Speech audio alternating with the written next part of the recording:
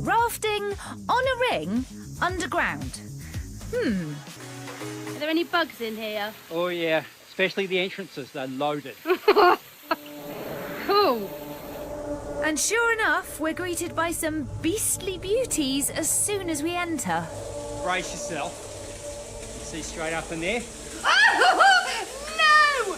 Cave weta, massive insects with massive jaws, and they bite. They jump 3 or 4 metres, so watch yourself. And so you want to make sure your zipper's zipped right up. If we carry on in. Let's get going. Yeah, right. I'll grab the tube. Let's get out of here. So we get through here. These wiry weta aren't what we're after. So onwards, in search of my nightmare. Nicer looking, I hope. Well, not close up. I love caving. From here, the river rages through the deep network of caves. Starting to see why I might need these. Home to yet another subterranean scoundrel. There's an eel in the water. Look. Name's Cecil. Cecil. Cecil the Hello, eel. Cecil. Yeah, you Oh, here he comes. There are so many strange, weird creatures living in the cave. How weird is this? Oh! Don't lose a finger. Oh my word. Nope, not my nightmare either. For that, we need to go even deeper. You've got to scrunch over a bit here, Naomi. It's like whitewater rafting, in the dark, surrounded by creepy crawlies. It's like a very weird fairground ride. Whee! Guys. Woohoo!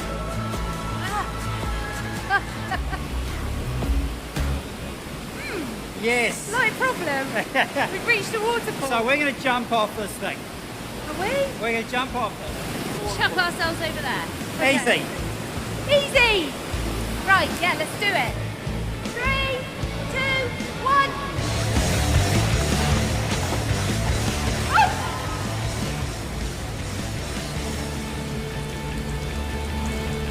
I think we're about to see the thing we've come all this way to find. And the rest of the crew are ready and waiting. Huh? Hang on a minute, how did you not get in here? Did you just... What? You've just walked in? Oh, I don't believe it. Anyway, we have now reached the haunt of our horror. Oh, this is something special, isn't it? No, cool, eh? Magical. Wow. Curious to see what I'm cooing at? Now down here our normal cameras can't see very well, but fortunately Stu has brought with him this special low light camera. Fingers crossed that will be able to show you what we're seeing. So let's test it out. We'll turn our lights off and see if it works. Woo-hoo-hoo! Cool, huh? Oh, it's like a little disco. So pretty. It's gorgeous, isn't Got it? a disco down here. Like a disco. Are you seeing it, Stu? Can you get it? Is it reading? Yes. How can this magical sight possibly be a nightmare? What are all these lights? Well, they're glowworms. Glowworms? Yeah. So each little light is actually a creature? Absolutely. They're a little insect. And the tip of their tail glows. These particular glowworms are, the slippery, slimy larvae of the fungus gnat, whose glow is caused by a chemical reaction in their body known as bioluminescence. They glow brighter the more excited or hungry they get. Is that right? Okay, yeah, so the dim ones that you see up there, they're pretty happy. They've just had a good meal, yeah. And the really bright ones are going, there might be something down there. I want to get it. It may not look it, but this cave is full of tasty insects swept in, like us, on the river. To get hold of this meal, the fungus gnat larvae just has to wait for it to come to them. It's like when you flick your light on outside at night time. Yes. You know, all the moths and things come up to see what's going on, you know? And so that's exactly what these glowworms are doing. They're tricking insects to come up and be caught by them. Wow. But that is not the only trick they've got up their sleeve. They also fish for their food. Oh, look, here we are. You can see the glowworms fishing lines here. Oh, these come from the glowworm. Absolutely. So delicate, aren't they? Like a lovely chandelier. To understand how they work, we first need to get acquainted with the larvae producing these jewels. These are the larval glowworm that you can see here, right up in the ceiling. And they look like someone sneezed on the wall right there. Is that it? That That's see-through it. thing? That gooey see-through that's thing the there. glowworm. It's pretty gross. They've got this amazing life. They're lying in a little silk hammock that they make, and they hang these sticky silk fishing lines straight down from the roof. I'd love to be a glowworm because, I mean, what a wonderful life. You know, they're just lying back there fishing away. But this scene isn't as romantic as it looks. These beautiful fishing rods are sticky, designed to ensnare passing insects drawn towards them by the green jewelled light. So what happens once the insect gets caught in that stick? That's the exciting bit. They throw themselves head first down the line that's twitching and suck like spaghetti. They suck the insect up, grab it and wrestle it back up into its little hammock. And that's where they sit and eat it.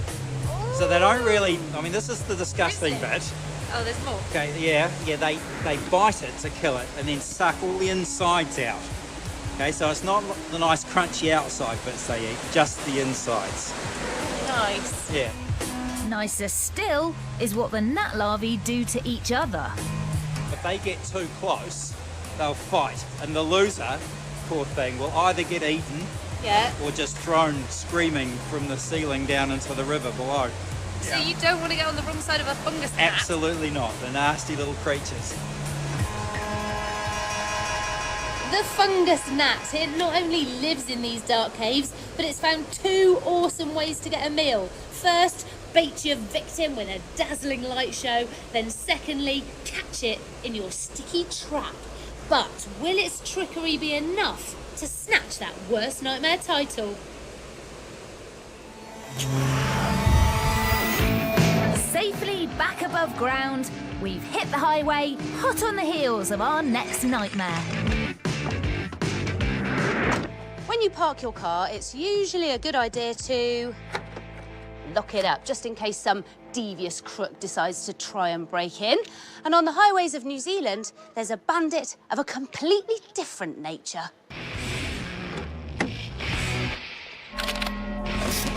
Meet the Kia, a parrot that lives up in New Zealand's harsh peaks.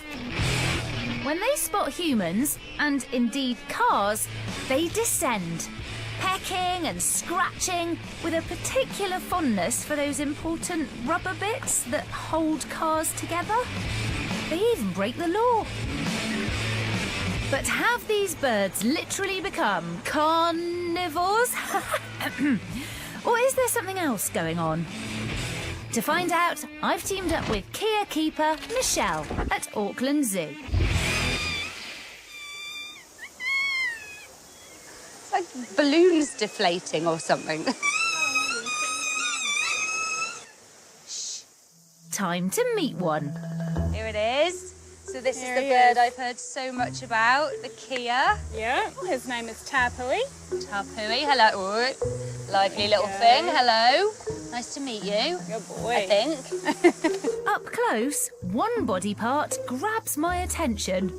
That is one seriously long, sharp-looking beak. Definitely. It helps them to manipulate things, to rip into rotting wood and find insects and grubs to eat. They can climb with it, they can hang upside down, and they also use it to get into trouble. Yeah, so why is it that they're attacking these cars? What they are doing is just exploring and investigating. Right. So as a species, they're into everything. In a harsh environment, curiosity is a survival tool Oi, no. It's my underwear. that can find you not just underwear, but food in unexpected places. Yeah, wherever my drink, you. Oi, just let my mash know. It's become their nature. They were like, oh, we'll just check this out. Whether it's ski equipment or backpacks or hiking boots or someone's car, and they pull the windscreen wipers off just because it's fun. Just wreak havoc wherever they go. Exactly. Bored teenage gangs with too much time on their hands go on the rampage. Even Tapui gets up to mischief. We found him with pies and biscuits and chips and things like that. And today is no exception. So this Look what he's doing. Look what he's doing. He knows exactly where the Look, treats are. showing off your skills perfectly. Right. Basically, that beaker's like a can opener. Open things up.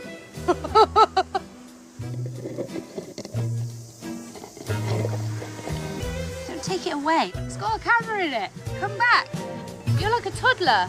Take my eye off you for a second and you got your beak in something you shouldn't be nosing into. Yeah, you. Toddler, he's gone off in a huff. Were you going to bite me then? I've got your number. So I'm watching you. I don't really trust you at all. These are clearly no bird brains. In fact, despite appearances, these Kia are so clever, some scientists think they can outsmart a 3-year-old child. To demonstrate, I'm going to carry out a little test. 3 containers, each holding a tasty peanut, but inaccessible behind plastic. To get at them, the Kia will have to pull them out on a string. Oh, look at those beautiful wings. Step 1, start at the top. Check. Right, what to do, what to do. So once he realises, and he's got to get off that piece of wood to move so it. It's got his weight on it, it won't Yeah. open, so he needs to figure that out. Oh, he's done it already! Clever clocks. So here we go. So he's holding the string with his foot so it doesn't drop back down, pulling it up with his beak. Oh, aren't you dainty and careful? So, yeah. He's already got the first box out. That took no time at all. And there's your reward for being such a clever clogs. Well done. Well done. Round of applause for you. Now, if he then put it all back together again, I would be well impressed.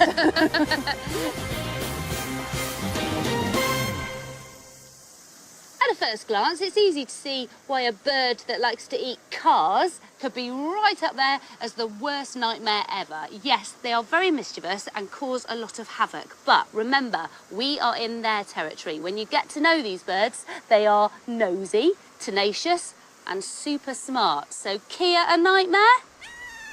Not for me. From mountain peaks to farmyard troughs, my next nightmare is quite simply a country icon. New Zealand is famous for many things. Rugby, kiwi fruit and sheep. It's said there are almost 30 million sheep here, and with only 4.5 million people, that's roughly 6 sheep per person. Now I know what you're thinking, sheep, they're not a nightmare. Well, think again.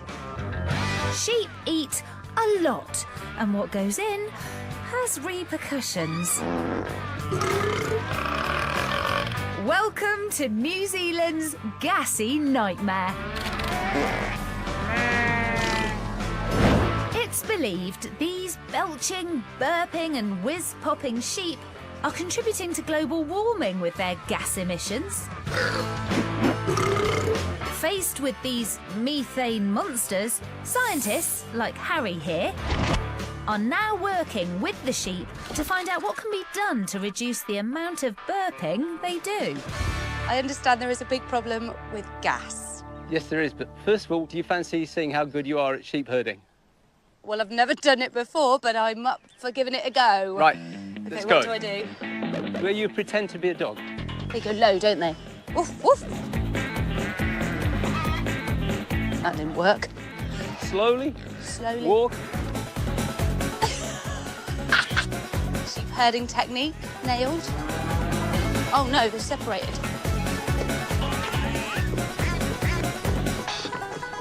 Yes, yes, yes. Good, good, good. Is that where we want them to go? Yes! Yes! Yes! Piece of cake. OK, so now we've got them in here. What's the plan? We're now going to show you how to collect some gas. What? That's gross. Are you serious? Yep, Nobody warned me about this, did you? Get that quiet. Cheekies. Right, which end are we collecting gas from? Please say their heads. From the head. Good, OK. And they burp it out here. I'll show you how we do it. How on earth do you collect their burps? Right, you hold that. This is a burp collector, is That's it? a burp collector. It doesn't hurt it or anything. They don't mind this. No, and it won't hurt you either. Stand over the animal. OK, over it. Yep. Right. Now There we go. So what we're doing here is we're putting on a halter to hold the gas collection equipment. OK. Oh, I just felt it burp in my hands. Oh, it went really rumbly one. Little burp collector around your neck. Oops. This has got to be one of the weirdest things I've ever done. So burp out of its mouth, Yep. up through that tube, all along here, And into there. into the burp collector. The burp-ometer will collect burps for 24 hours, during which time our gassy guzzlers burp constantly. Did you just burp in my face? Please don't do that again. And is it just gas coming out of their mouths? A small amount comes out of their bottom as well. There's an element of windiness too. Yes, in both directions. Glad I'm standing right by that one's bottom. Pardon you. Pardon you. Get it? Pardon you. When sheep eat, tiny microbes in their stomach digest the food and produce gas. By measuring how much they make, Harry can find ways to, stem the flow. Ooh! And they're off! You couldn't wait to go. With the gas bags fitted, the sheep just have to do their thing. But I can't stand around and watch sheep burp all day, so it's time for a bit of science. OK, so they're busy burping away out there. Why is the gas a problem? Well, the gas is methane, which is a greenhouse gas. So it traps heat in the atmosphere and it is contributing to the temperature increase that's happening in the world. Global warming can lead to wildfires, drought, storms, flooding, and ultimately death for people and wildlife. So Harry's robo-sheep research is crucial to bring down the burping. What have your results shown so far? Well, we know that if you feed them different things, we get different amounts of gas. So Right. we can perhaps change what they eat. Yeah, that would be like us restricting the Brussels sprouts, red cabbage, baked beans, things like that. Yeah, we'll give them less of the sheep equivalent of Brussels sprouts. Yeah. And interestingly enough, some sheep produce more gas than others, even when you feed them the same. Oh, it's a bit like humans. I mean, some humans are a lot more gassy than others. What? All this means it's now possible to breed sheep, and hopefully one day crew, that produce less gas. You're doing a good job, burpy, belchy, gassy, windy and pumpy.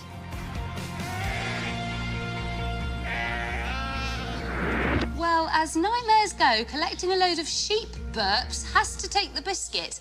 And global warming is a serious nightmare. But the question is, will their gas lift these sheep to top place and make them my worst nightmare?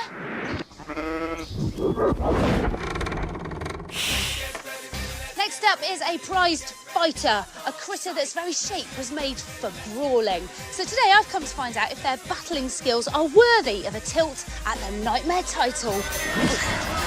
To forage for these feisty forest fighters, I've teamed up with biologist and Weevil referee, Greg.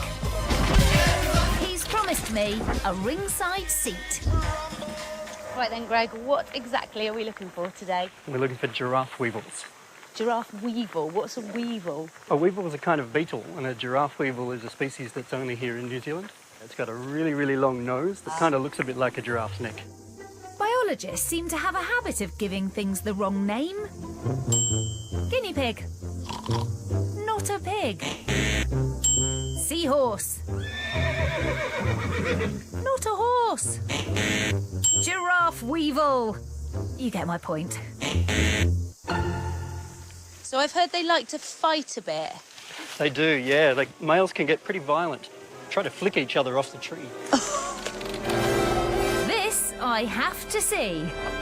Let's hope we will find one. They're particularly fond of caraca trees, so that seems like a good place to look for our royal rumble. And what sort of size are they? What am I looking for? So they kind of look a bit like a stick. They look like a stick. Yeah, unfortunately. That's going to be easy to find in here. But Greg's trained eye soon notices a nose. Oh, here's a nice big male on the underside of the log. You've got one. I'm You'll coming be hard round. to see. Oh, yes, here, look. Now, hang on, that's weird looking. Where's its head? So all of that long nose at the front, it's all part of his head. His eyes are about halfway down the length of him. It's amazing he doesn't tip over. Being a bit sort of... For prize fighters, they seem pretty harmless. That's all its nose. That's right. And you can also see their antennae coming right off the end there. Yeah, so it's sensing things with those. Exactly, that's what they use to smell to find their way around. And his jaws are right at the end as well, and they use those to grab onto one another when they're fighting. Enough talk of fighting. I want to see this with my own eyes. Schnoz face. Should we put you back? And just next door is the perfect arena.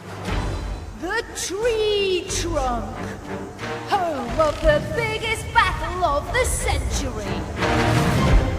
Almost immediately, our first contender enters the ring. It's him. It's Big Schnoz! Measuring in at 9 centimetres. Oh! That was significantly bigger, isn't it? Look, a beast. He's the biggest one on the tree, so he's probably the one that's winning all of the fights and getting to mate with all the females. Because that's what all the fighting's about. The ladies, of course. They're the ones with the smaller noses. And when males find one they like, they stand over them to claim them as their own. So, who's going to step up and face Big Schnoz?